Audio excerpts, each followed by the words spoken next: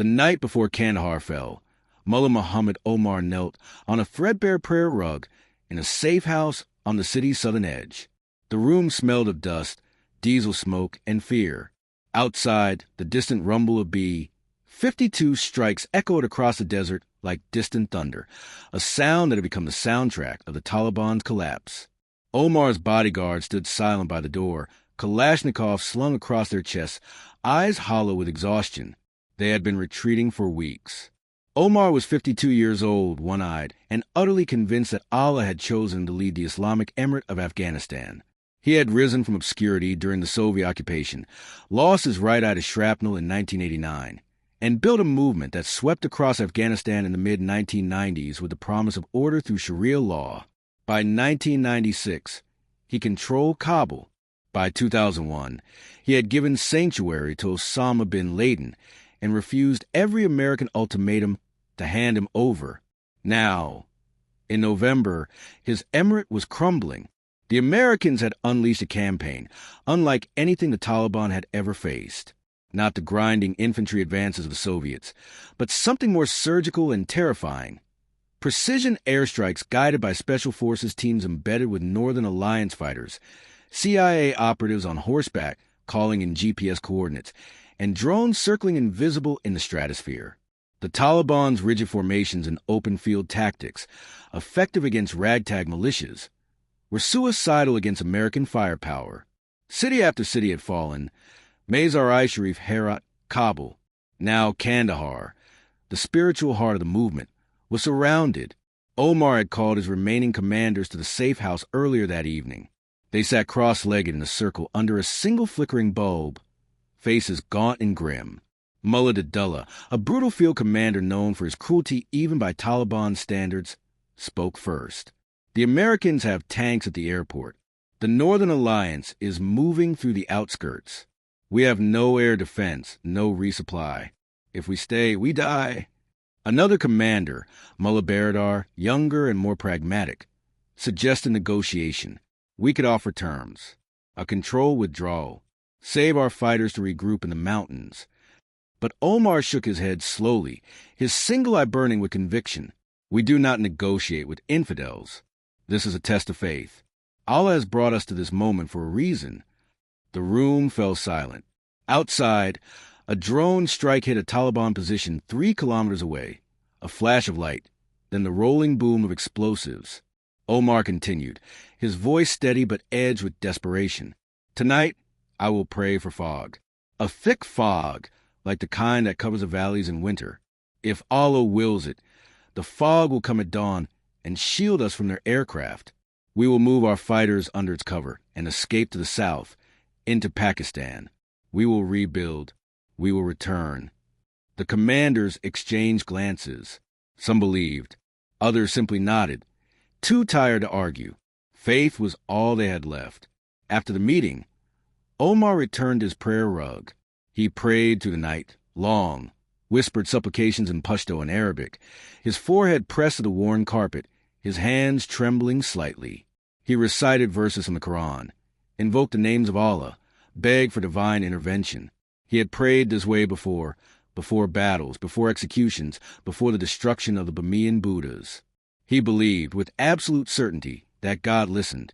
But outside in the cold desert air, the sky remained perfectly clear. The stars blazed overhead, bright and indifferent, and in the distance, at Forward Operating Base Rhino, 40 kilometers southwest of Kandahar, the rotors of Forge 64 Apache helicopters were already spinning up. Inside FOB Rhino, 0300 hours, Captain Jason Mercer stood in the Tactical Operations Center, staring at a digital map of Kandahar on a glowing screen. The TOC was a plywood and canvas structure lit by the eerie blue light of computer monitors, humming with the sound of generators and radio chatter. Mercer was a 32-year-old Apache pilot from Texas, a veteran of the Gulf War who had been flying combat missions in Afghanistan since October. He looked tired, most of them did, but his eyes were sharp, focused. The briefing was simple. Intelligence from CIA and NSA intercepts indicated that senior Taliban leadership, possibly including Mullah Omar himself, were still in Kandahar and planning to flee south at dawn. The mission, conduct a low-altitude armed reconnaissance over known Taliban positions, disrupt any retreat, and eliminate high-value targets if identified. Translation: hunt anything that moves. Mercer's wingman, Captain Laura Vasquez, leaned against the wall, arms crossed. She was younger, 28, a former college soccer player from California who had joined the Army to fly. She was good, disciplined, precise, aggressive when needed. Whether, she asked. The intelligence officer, a lanky lieutenant from the 75th Ranger Regiment, clicked a remote. A satellite weather map appeared. Clear skies. Zero cloud cover. Visibility unlimited. It's perfect flying weather. Vasquez smirked. Perfect for us. Hell for them. Mercer nodded. Rules of engagement? Standard. Positive ID required for engagement. But out here, if it's armed and moving toward the Pakistan border, it's fair game. We're weapons-free on military-age males with weapons in designated kill zones. The phrase weapons-free hung in the air. It meant they could shoot without asking permission first, a standing order that reflected the tempo of the war. The Taliban were collapsing so fast that the risk of letting them escape outweighed the risk of collateral damage.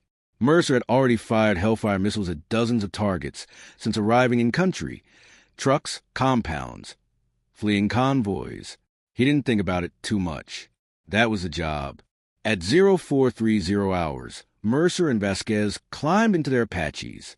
The helicopters were matte black monsters, bristling with sensors, rockets, and a 30mm chain gun mounted under the nose. Mercer strapped into the front seat, the gunner's position, while his co-pilot, Chief Warrant Officer Mike Santos, took the rear seat to fly.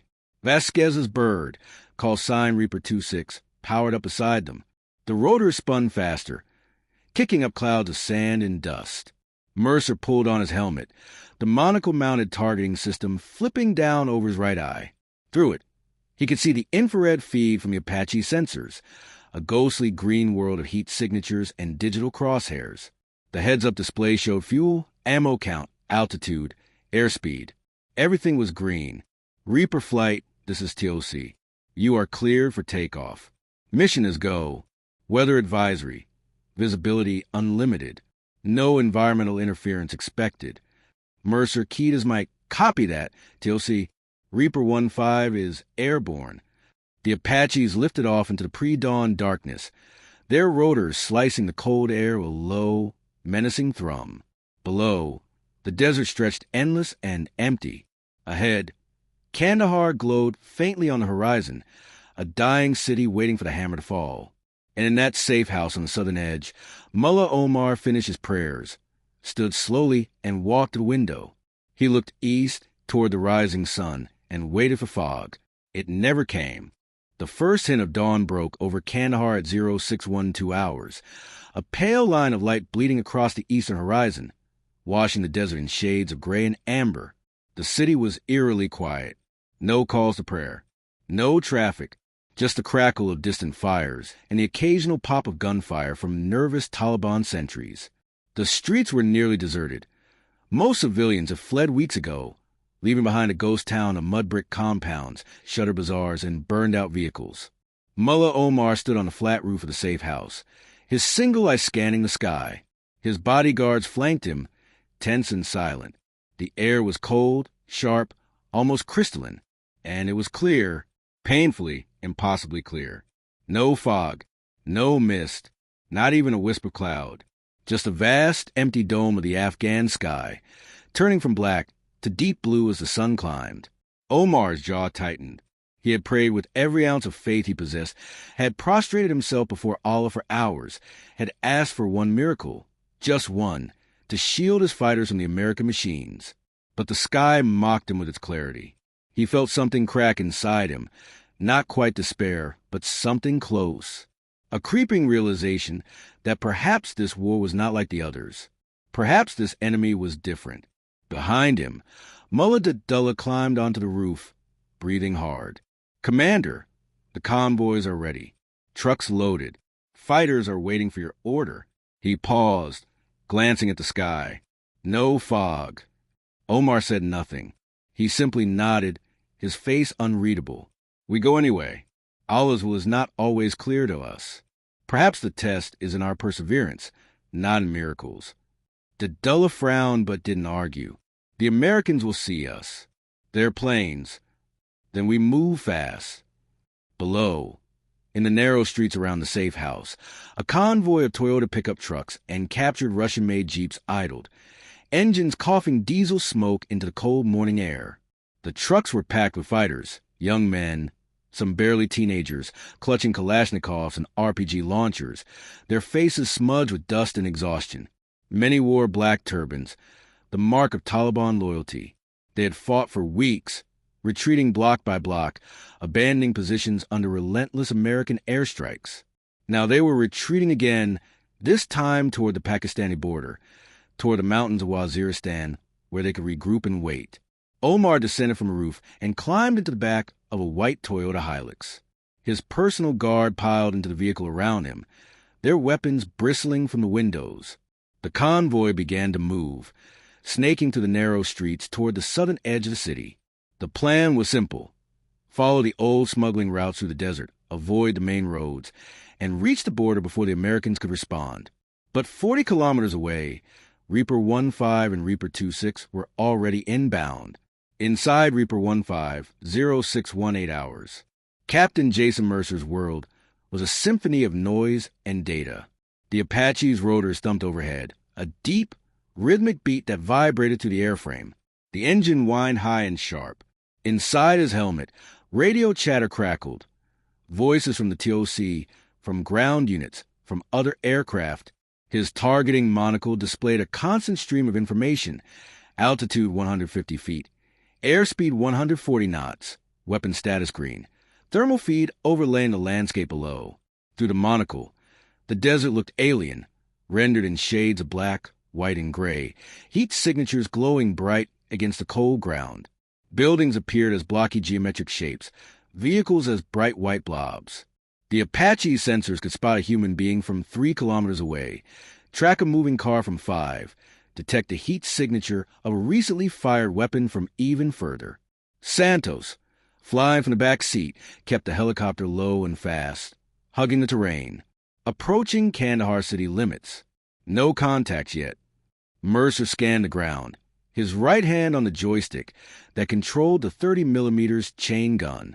The gun moved wherever he looked, slaved his eye movements through the monocle. It was an intimacy of violence. Point your eye, pull the trigger, watch the target disintegrate. He had done it dozens of times. It never got easier, but it never got harder either. You just did it. Reaper 26, this is 15. Splitting coverage. You take the western approaches. We'll sweep east to south. Vasquez's voice came back calm and professional. Copy 15. Reaper 26 moving west. The two Apaches split formation, each bird hunting its own sector. Mercer's bird banked southeast, skimming low over a neighborhood of walled compounds. Below, a few civilians emerged from their homes, shielding their eyes from the rotor wash. Mercer ignored them. Civilians didn't glow hot with weapon signatures. His mission was combatants. Then, at 0623 hours, the thermal feed lit up. Contact. Multiple vehicles moving south. Grid coordinates. Santos rattled off numbers. Mercer's monocle zoomed in, and the image resolved into clarity. A convoy of pickup trucks, maybe 12 or 15 vehicles, moving fast down a dirt road that cut to the desert toward the Pakistani border. Thermal imaging showed dozens of heat signatures in the truck beds. Armed men. Mercer's pulse quickened. TOC, this is Reaper 15. We have a large convoy, 15 vehicles, armed personnel, heading south from Kandahar toward the border. Request permission to engage. A pause. Static. Then, Reaper 15, you're cleared hot. Engage at will. Mercer felt a familiar rush, adrenaline sharpening his senses, narrowing his focus. Santos, bring us in. Low and fast. The Apache dropped to 50 feet, accelerating toward the convoy. The sound of the rotors echoed off the desert floor, a deep, apocalyptic roar that announced their presence like thunder. Below, the convoy reacted. Vehicles swerved. Fighters jumped from truck beds. some raising weapons toward the sky. A few fired wildly with AK-47s, bright muzzle flashes visible in the thermal feed. The bullets were useless. Small arms fire against an Apache was like throwing rocks at a tank. Mercer selected a Hellfire missile from the weapons menu. The targeting reticle locked onto the lead vehicle, a white Toyota pickup, with at least 8 fighters in the back. He squeezed the trigger. The Hellfire roared off the rail, leaving a white contrail as it streaked downward. 2 seconds later, the truck exploded in a fireball of twisted metal and burning fuel. Bodies flew through the air, tumbling like rag dolls. The shock wave flipped the second truck, sending it rolling off the road. Target destroyed. Engaging second vehicle. Mercer switched to the 30mm chain gun. The gun erupted with sound like a buzzsaw, spitting armor-piercing rounds at 625 rounds per minute. The shells tore through the second truck, shredding metal and flesh. The vehicle lurched to a stop, smoking and riddled with holes. The convoy disintegrated into chaos. Trucks scattered in all directions, fighters leaping out and sprinting toward nearby buildings and ditches. Mercer and Santos pursued them methodically, the Apaches circling like a predator. Every few seconds, another burst from the chain gun, another explosion, another heat signature going dark. And in the white Toyota at the center of the convoy, Mullah Omar felt the impact of the first missile as a physical blow, a concussion that rattled his teeth and filled the cab with the smell of burning gasoline.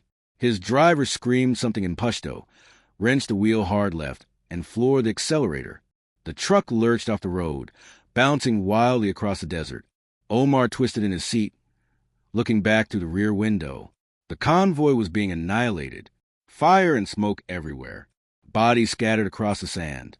And above it all, impossibly close, the black shape of the Apache, its rotors beating the air, its guns spitting fire. For the first time in his life, Mullah Omar felt true terror.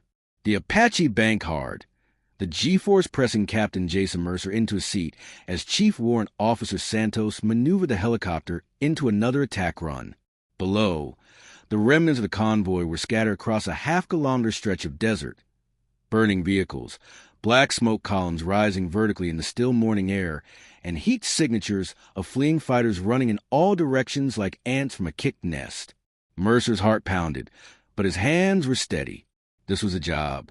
Identify. Engage. Destroy. He scanned the thermal feed, marking targets mentally. Clusters of fighters taking cover behind rocks. A pair of trucks still moving south. Individual runners trying to reach the relative safety of a nearby village. The rules of engagement were clear.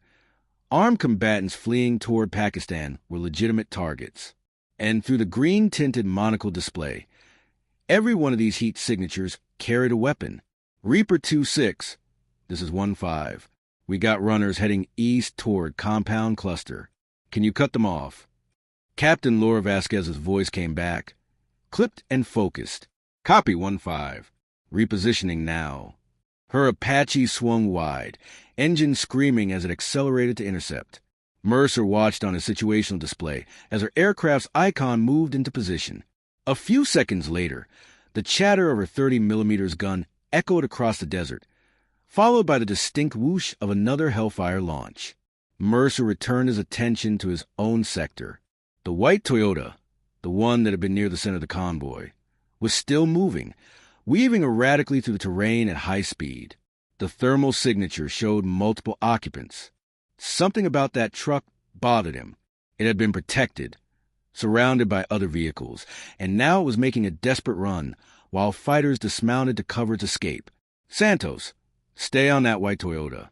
I think it's carrying someone important. Roger, coming around.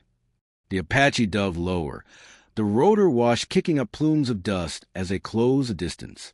Mercer could see the truck clearly now through both thermal and optical zoom.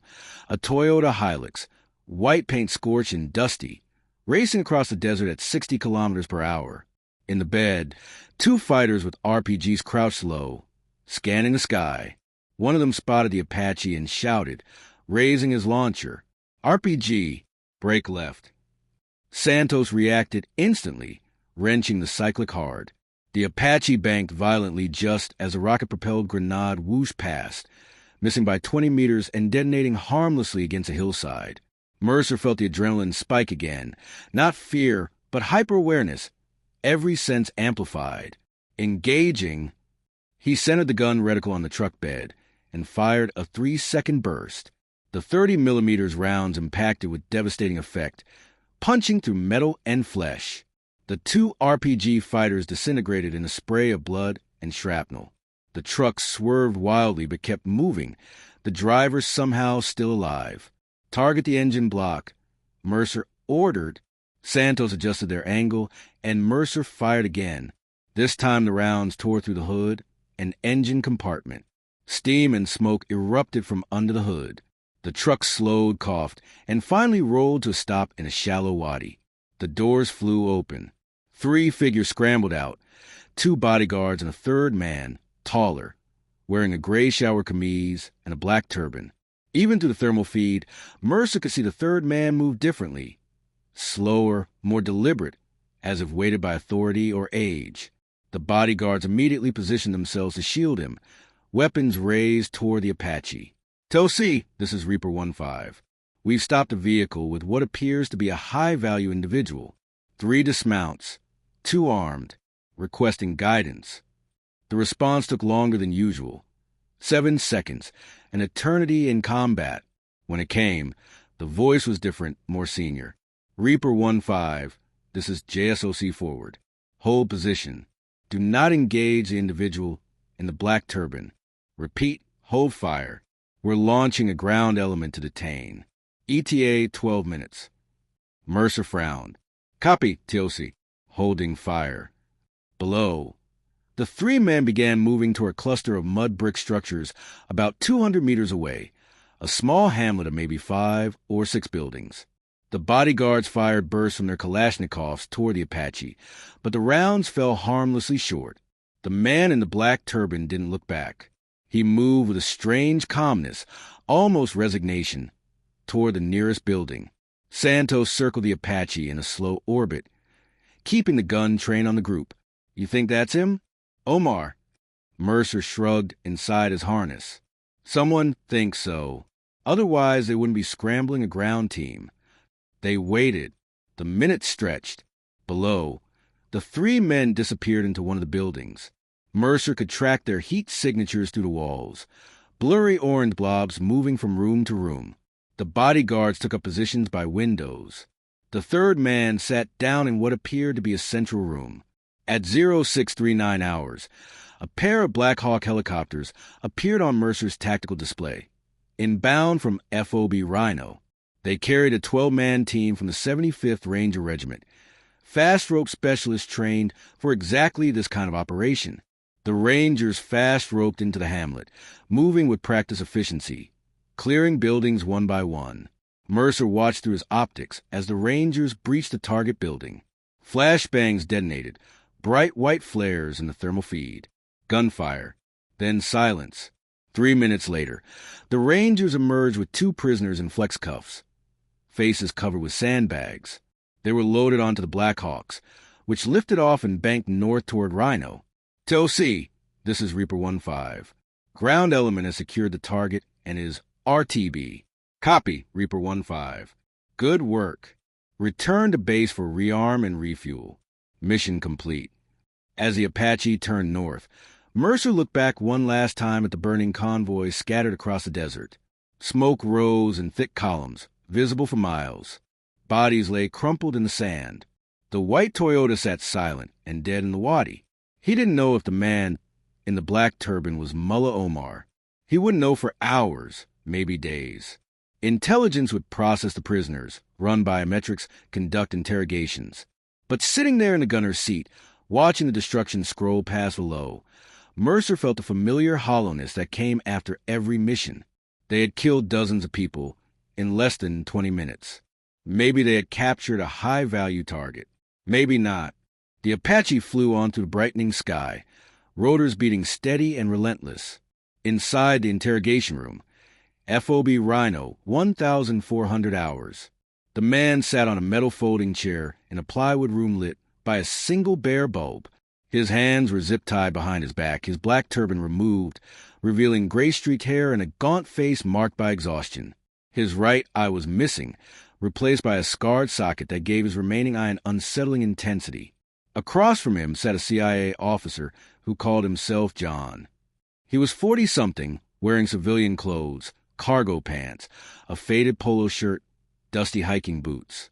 He spoke Pashto fluently, learned during years of working in the region. An interpreter sat beside him, though John rarely needed translation. "Tell me your name," John said quietly. The man stared back with his single eye. "You know my name?" "I want to hear you say it." A long silence. Outside, the muffled thump of helicopter rotors, the distant crack of rifle fire from a training range. Finally, the man spoke, his voice hoarse but steady. "Muhammad Omar, Mullah Muhammad Omar, Amir al-Mu'minin, Commander of the Faithful." John nodded slowly, his face betraying nothing. "You prayed for fog this morning." Omar's eye flickered, surprise, then something darker. "How do you—" "We hear everything. NSA intercepts. Informants. Your own commanders talk. You prayed for fog to hide your retreat, but the sky was clear, and the Apaches came instead." Omar said nothing. His jaw tightened, the only sign of emotion. John leaned forward. "Do you understand what happened today? Your movement is finished. Kandahar has fallen. Your fighters are dead or scattered. Bin Laden is running to the mountains like a dog. You prayed for a miracle, and instead you got precision-guided munitions and thermal imaging. You can't fight technology with faith." Omar's voice was quiet but firm. "You are wrong. This is not the end. This is a pause. I'll attest those he loves. We will return. Your machines cannot occupy our hearts." John studied him for a moment, then sat back. "Maybe, but today you're in this room, and your army is burning in the desert." He stood, signaling to the guards outside. The interrogation was over, for now. As Omar was led away, John watched him go, thinking about the expression on the man's face.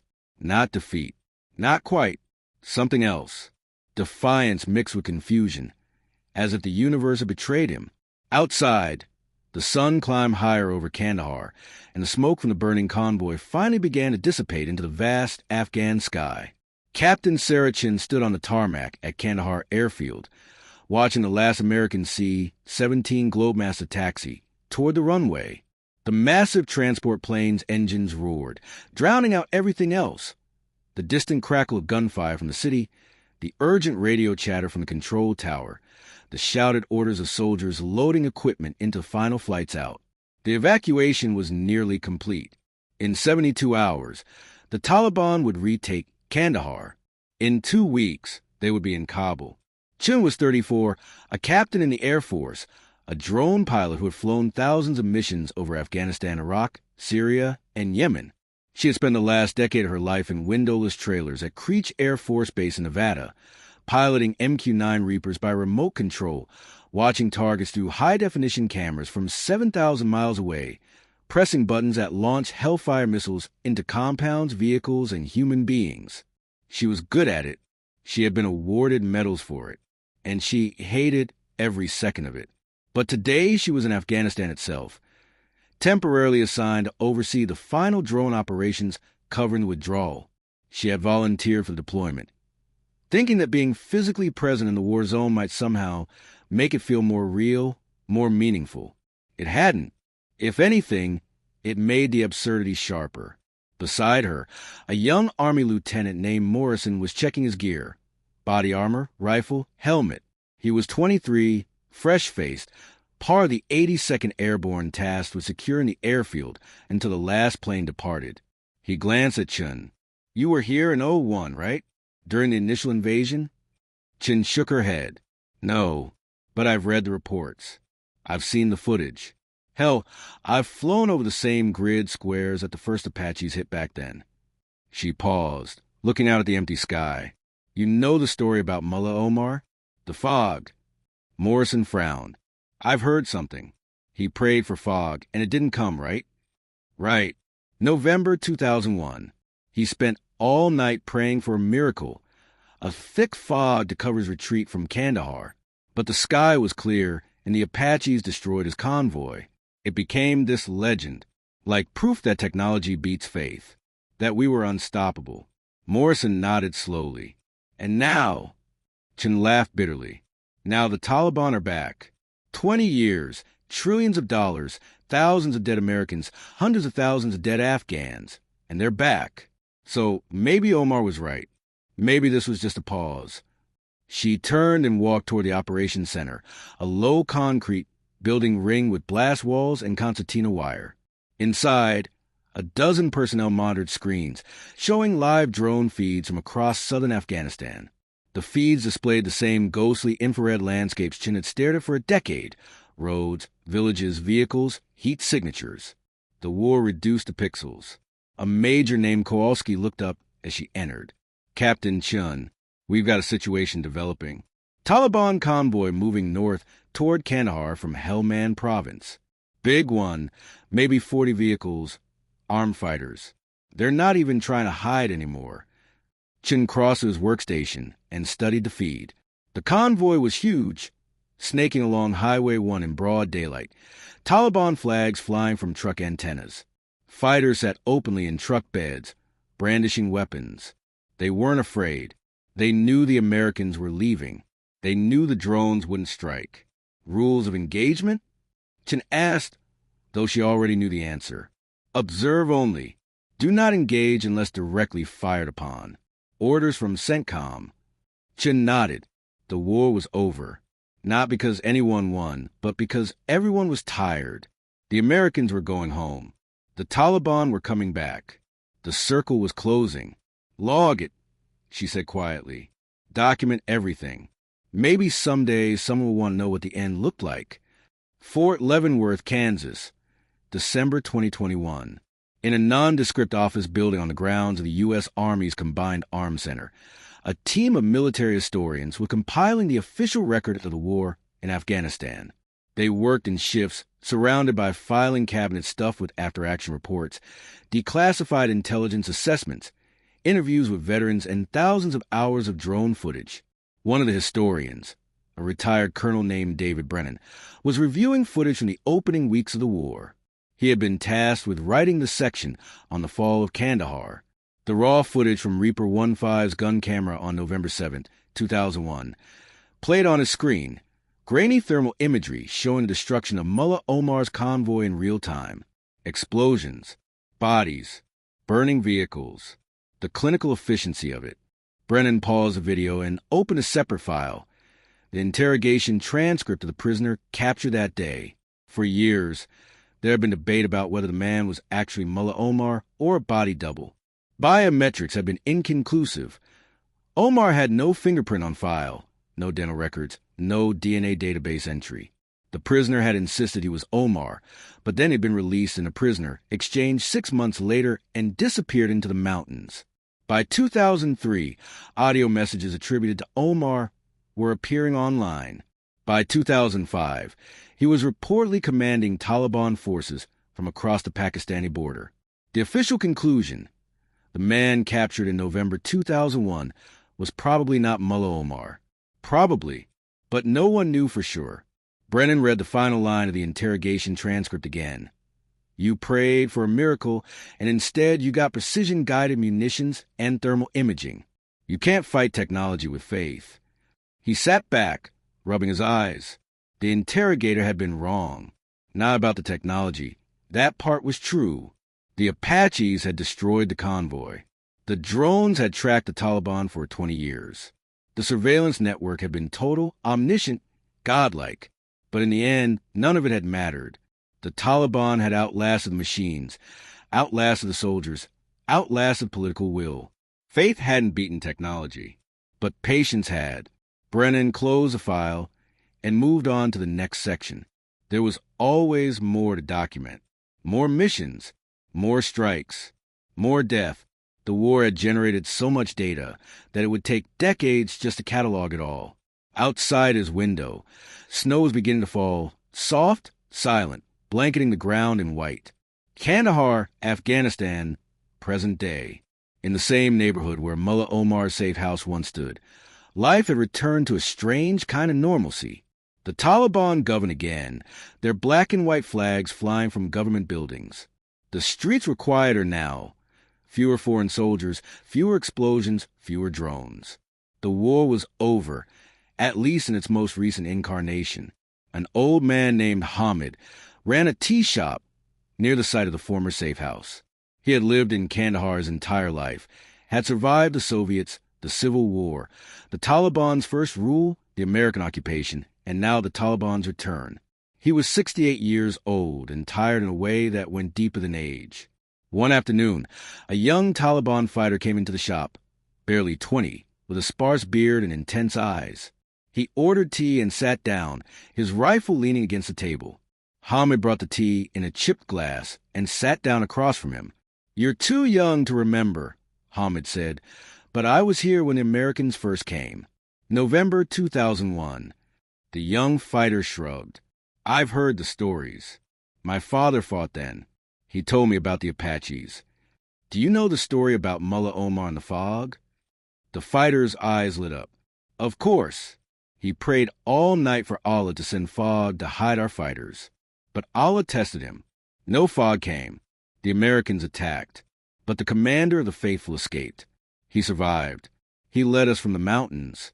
And now we have returned, just as he promised. It was a prophecy."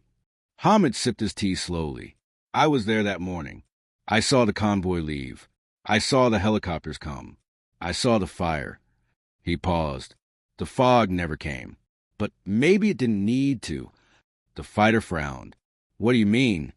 Hamid gestured toward the street outside. 20 years. The Americans had all the machines, all the power. They could see everything, strike anything. They never stopped. But here we are. You're sitting in my shop, wearing your uniform, carrying your rifle. They left. You stayed.